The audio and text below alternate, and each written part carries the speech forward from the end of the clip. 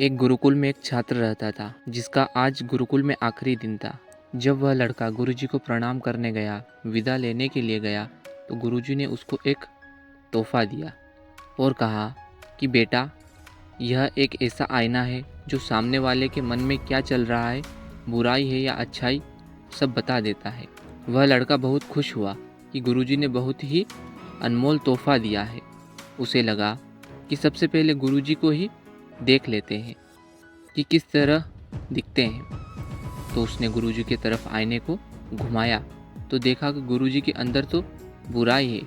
उसे दिखाई दिया कि क्रोध बचा हुआ है, अहंकार बचा हुआ है। उसके गुरुजी थे, वह कुछ बोल नहीं सकता था। उन्होंने ही इसको तोहफा दिया था, तो चुपचाप प्रणाम करके निकल गया। और जब बाहर जा रहा था घर की तरफ, तो सोच रहा था कैसे गुरु है जिनको मैं अपना आदर्श माना, अब इनके अंदर भी बुराई है। इन्होंने अपनी ही बुराइयों को ख़त्म नहीं किया, इनके अंदर बुराइयां बची हुई है। उस लड़के का अपने गुरुजी से भरोसा टूटा जा रहा था। रास्ते में उसको अपना एक पुराना दोस्त मिला।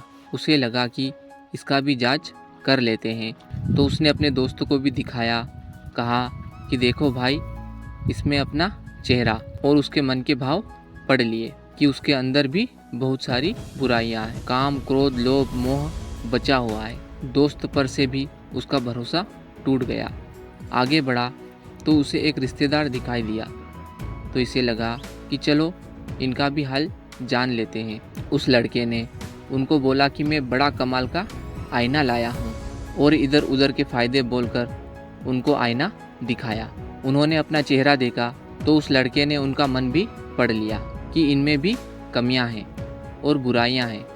अब उस लड़के का भरोसा पूरी दुनिया से उठने लगा कि दोस्त में भी कमी है और मेरे गुरुजी में भी कमी है, रिश्तेदारों में भी कमी है, सब में कमी है और बुराइयां हैं। लोग बताते क्या है और अंदर से क्या है, दोगलेपन की दुनिया है। और वह सोच रहा था कि यह दुनिया झूठा संसार है, झूठी दुनिया है, और बहुत ही गुस्सा कर रहा था अंदर ही अंदर। अब अपने घर की तरफ आ चुका था और घर में जब अपनी गली की तरफ बढ़ रहा था तो सोच रहा था कि मेरे जो मम्मी पापा हैं उनमें कोई बुराइयां नहीं होगी, उनमें कोई कमी नहीं होगी और वो बहुत अच्छे होंगे। पिताजी की तो समाज में बहुत इज्जत है और वह समाज सेवी भी है। माँ को तो सब लक्ष्मी मानते हैं। तो गया घर में और सबसे पहले पिताजी को दिखाया वह आईना और कहा कि पिताजी, आईने में अपना चेहरा देखिए। अब उसके पिता में भी उनकी कमियां और बुराइयां नज़र आई। उसका तो भरोसा और उम्मीद भी टूट गई। फिर मम्मी को आईना दिखाया, उसमें भी कमियां नज़र आई। फिर उस लड़के को लगा कि बिना देरी किए अब सीधा गुरुकुल चलते हैं और इस आईने को वापस करते हैं और उनसे पूछते हैं कि चल क्या रहा है इस दुनिया में, क्या सारे लोग दोगले हैं। फिर उठा, वहाँ से सीधा गुरुकुल गया और गुरुजी को प्रणाम किया और कहा, यह किस तरह का आईना है आपने मुझे दिया, सबके भाव पता चल रहे हैं और देखो कि किस तरह दुनिया चल रही है। यहाँ तक कि गुरुजी, आप में भी बुराई बची हुई है, आपने भी अपनी बुराइयों को ठीक नहीं किया। गुरुजी उस लड़के की इस बात को सुनकर ज़ोर ज़ोर से हंसने लगे और कहने लगे, ज़रा एक सेकंड के लिए रुक जाओ। फिर उन्होंने उस आईने को उस लड़के की तरफ घुमा दिया और कहा कि अब अपना चेहरा इसमें देखो, और फिर बोला, देखो कितनी सारी बुराइयां तुम्हारे अंदर है। उस लड़के का पूरा मन मेला था, कहीं पर भी निर्मलता नहीं थी।